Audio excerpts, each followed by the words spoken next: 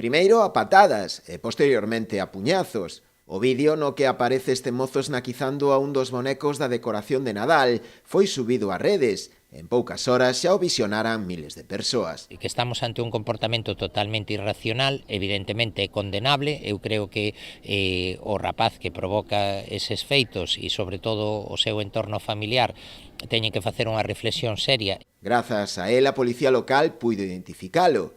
Ao parecer trátase dun veciño de Vigo que agora deberá pagar polo cometido. Dende o Concello non saen do asombro, sinalando que non é a primeira vez que se producen este ano este tipo de incidentes co mobiliario da decoración de Nadal instalado no casco histórico da vila.